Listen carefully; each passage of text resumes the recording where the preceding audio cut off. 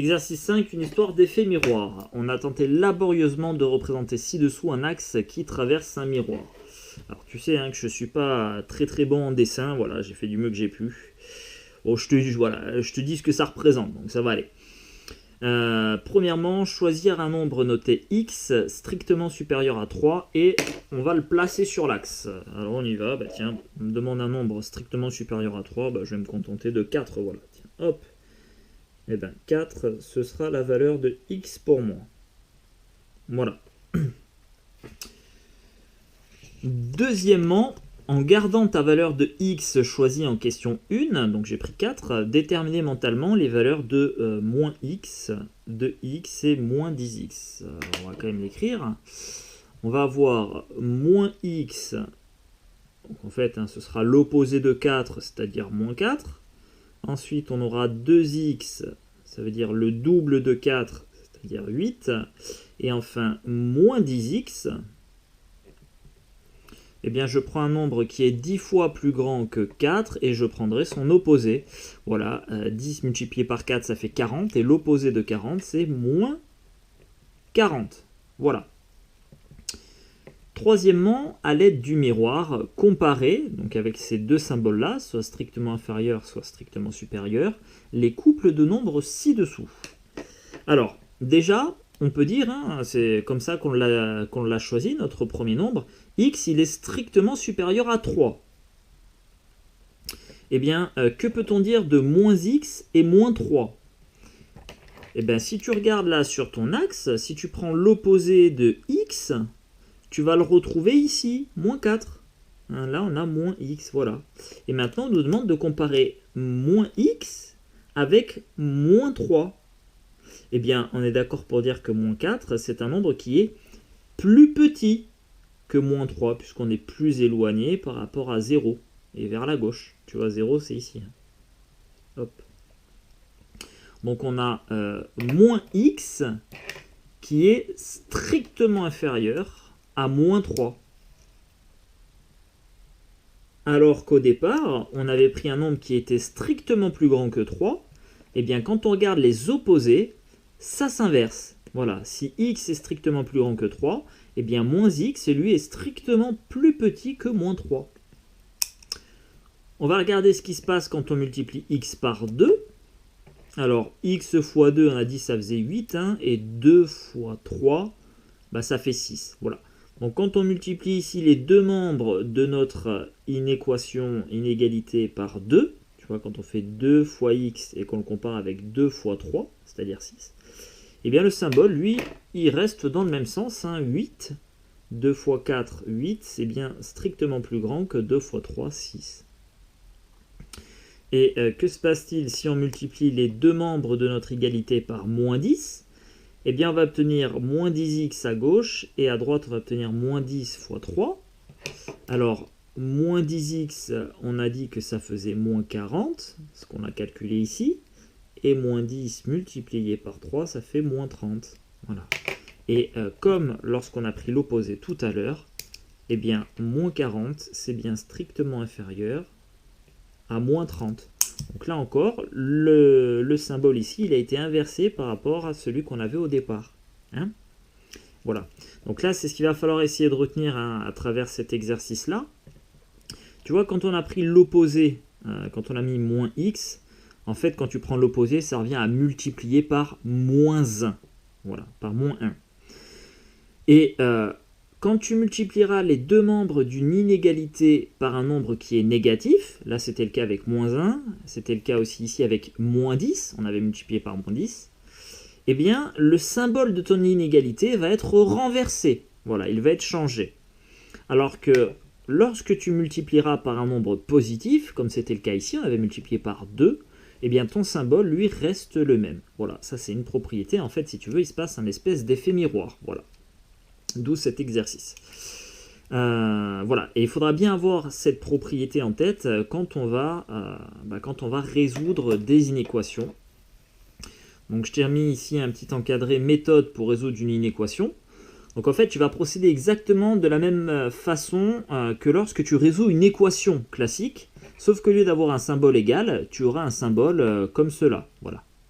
Et il faudra que tu penses, pendant la résolution de ton inéquation, que lorsque tu vas multiplier les deux membres de ton inégalité, ou diviser, parce qu'une division c'est aussi une multiplication, quand tu vas multiplier ou diviser les deux membres de ton inégalité par un nombre négatif, eh bien le symbole sera inversé. Voilà. Allez, on va le voir ici dans la méthode. Donc la résolution d'une inéquation fonctionne comme la résolution d'une équation. Il s'agit d'effectuer les mêmes opérations dans les deux membres de l'inéquation pour conserver l'inégalité, afin d'isoler l'inconnu et ensuite de trouver sa ou ses valeurs. Alors, je te le dis d'emblée, au début, c'est pas simple tout ça. C'est comme tout, quand t'es bébé, que tu veux marcher, alors, au début, tu es sur quatre pattes et à un moment donné, tu as envie de te redresser. T'essayes, tu tombes, t'essayes, tu tombes, t'essayes, tu tombes. Et ce qui est génial quand tu es bébé, c'est que tu doutes de rien et que tu continues jusqu'à y arriver. Et au bout d'un moment, tu y arrives. Voilà. Donc il faudrait que tu essayes de conserver ça. Quand on est adolescent, c'est un peu plus compliqué. On doute beaucoup plus rapidement que quand on est bébé. Mais il faut que tu essayes de persévérer. Voilà, je te le dis franchement, ça va pas être simple. Tu vas faire des erreurs. Mais il faut que tu continues, tu vas faire encore des erreurs, tu vas continuer, tu vas encore faire des erreurs, tu vas continuer si tu es persévérant, et tu vas finir par y arriver. Après, tu feras plus d'erreurs, ou en tout cas beaucoup moins. Mais pour ça, ça passe par de l'entraînement. Donc, allez, on va commencer à résoudre une première inéquation ici. Donc ça, c'est le cas où l'inconnu, x, se trouve que d'un seul côté de l'inégalité. Alors, moi je sais que 7x plus 4 est inférieur ou égal à 25. C'est ce que me dit mon inégalité. Du coup, ce que je vais faire là, moi ce que je veux dans un premier temps, c'est isoler l'inconnu. C'est-à-dire que je ne veux plus voir le plus 4 ici, là. Je vais avoir que du 7x. Donc je vais chercher une opération qui va annuler mon plus 4. Et l'opération qui annule plus 4, eh bien c'est la soustraction par 4. Je vais enlever 4, voilà. Donc si j'enlève 4 des deux côtés, j'en déduirai la valeur maximale de 7x. Donc tu vois, ici, je fais la même opération des deux côtés, j'enlève 4. Et il va me rester du coup ici plus que 7x, puisque plus 4 moins 4, ça s'annule. C'est pour ça que j'ai enlevé 4 des deux côtés. Et donc j'aurai 7x qui sera inférieur ou égal à 21. Je suis content parce qu'en ayant fait moins 4, je viens déjà d'isoler l'inconnu. Et maintenant, je vais chercher la valeur d'un seul x. Moi, je connais la valeur maximale de 7x. Et bien moi, je veux qu'un seul x. Du coup, ce que je vais faire, c'est que je vais diviser par 7 des deux côtés de l'inégalité. Voilà. Donc c'est ce que je fais ici. Je divise 7x par 7 et 21 par 7. Et là, tu peux noter que j'ai divisé par un nombre qui est positif. Du coup, le symbole de mon inégalité reste le même. Voilà. Si j'avais divisé par un nombre négatif, il aurait été inversé. Mais ici, ce n'est pas le cas. 7 est positif. Et finalement, il ne me reste plus que x qui doit être inférieur ou égal à 3. Voilà. Donc j'ai une infinité de solutions pour mon inéquation, et je vais la noter sous forme d'intervalle, c'est-à-dire tous les nombres qui sont strictement plus petits que 3, eh bien je les note comme ceci. S comme solution égale moins l'infini 3. Deuxième inéquation, le cas où l'inconnu va se trouver des deux côtés. Donc, ici, on a 8x plus 7 qui est strictement plus grand que moins 4x plus 55. Donc, on a du x des deux côtés. Bon, alors, on va déjà essayer d'isoler l'inconnu. Donc, en fait, je t'ai dit, tu fais le tri entre, quand tu fais le linge, tu fais le tri entre le blanc et la couleur. Ici, c'est pareil. Voilà, tu vas faire le tri entre l'inconnu et la constante. Donc, on va décider ici d'envoyer l'inconnu à gauche. Donc, il va falloir, entre guillemets, que je fasse disparaître le moins 4x. Eh bien, l'opération qui annule le moins 4x, c'est plus 4x. Donc, je vais rajouter 4x à droite, comme ça, ça va se simplifier, et il ne me restera que de la constante ici, plus 55. Et il faut que je fasse la même opération dans le membre de gauche, si je veux conserver mon inégalité. Donc, je vais rajouter 4x à gauche, et du coup, j'aurai 8x plus 4x, qui va me donner 12x. Donc, je me retrouve ici avec 12x plus 7, qui va être strictement plus grand que 55, puisqu'il ne reste que ça à droite. Donc je suis content, déjà, j'ai plus d'inconnu à droite, et maintenant, en fait, je me suis ramené à ce cas-là. Donc la constante, je vais l'envoyer à droite, et l'opération qui annule plus 7, eh bien c'est moins 7. Donc je fais moins 7 des deux côtés, et il me reste alors plus que 12x à gauche, et qui est strictement plus grand que à droite, 55 moins 7, 48. Alors, je veux que tu notes quelque chose là. Parce que des fois, en tant qu'élève, on a tendance à se dire, bah attendez, là on a fait une opération entre guillemets négative, on a fait moins 7, là on a un nombre qui est négatif. Alors pourquoi est-ce qu'on ne change pas le sens de l'inégalité? Eh bien parce qu'on n'a pas multiplié par un nombre négatif. Hein. Si tu veux, l'effet miroir, il va se produire que si on multiplie ou qu'on divise par un nombre négatif. Ici, j'ai pas multiplié par un nombre négatif. Là, j'ai fait une soustraction. J'ai juste fait moins 7. Et quand tu fais une soustraction ou une addition, ça ne change pas le sens de l'inégalité. Donc on se retrouve avec 12x. Tu vois, ça aussi, hein, je sais que ça fait beaucoup d'informations. C'est pas facile à tout enregistrer, mais c'est comme ça. Et c'est pour ça d'ailleurs qu'il va falloir faire des fiches d'entraînement après. Parce qu'il y a beaucoup de règles là, tu vois, qu'on voit. Et pour créer les automatismes, eh ben, il va falloir s'exercer un max. Donc on se retrouve avec 12x qui est strictement plus grand que 48. Ici notre inconnue elle est isolée, on est content, on n'a plus que l'inconnue à gauche, elle est toute seule. Et maintenant on va diviser par 12 des deux côtés. Voilà, pour se retrouver avec un seul x finalement. Et comme je divise par un nombre ici qui est positif, 12, eh ben ça ne change pas le sens de mon inégalité. Et finalement j'ai x qui est strictement plus grand que 4. Et donc ça, ce sera tous les nombres compris entre 4 et plus l'infini, ouverts des deux côtés. Et enfin, troisième cas, le cas où on multiplie / divise les membres de l'inégalité par un nombre négatif, c'est-à-dire le moment où il y a l'effet miroir qui se produit. Alors, on a cette inéquation ici, moins x plus 7, qui est strictement inférieur à 4. Alors, je vais déjà isoler l'inconnu, donc je veux faire disparaître ma constante ici, le fameux plus 7. L'opération qui annule plus 7, c'est moins 7.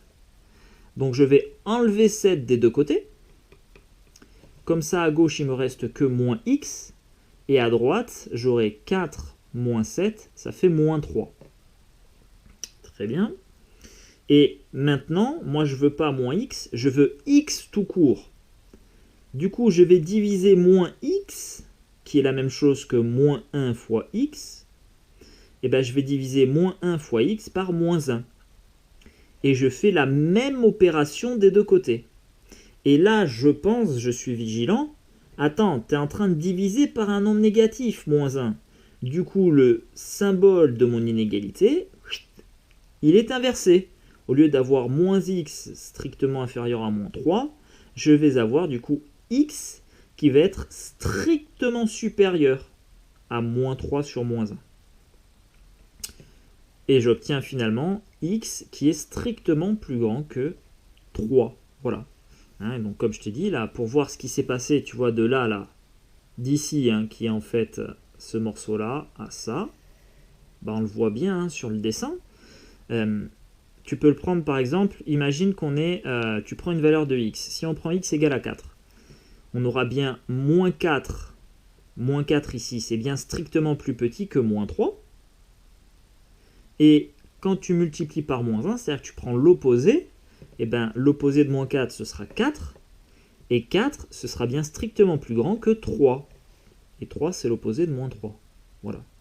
Hein, donc cet effet miroir, hop là, pas grave, cet effet miroir qui se produit là, et ben tu le retrouves ici sur le dessin. Voilà, c'est l'espèce de symétrie par rapport à 0.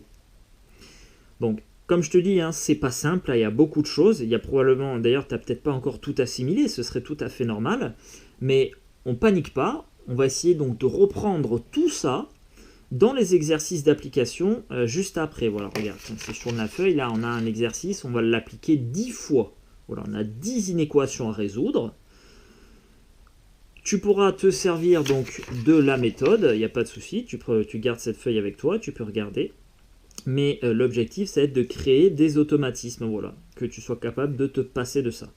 Donc si tu t'es pas assez exercé avec celui qui suit, là, l'exercice qui suit, fais des fiches d'entraînement, c'est absolument primordial. C'est un passage obligatoire pour tout le monde.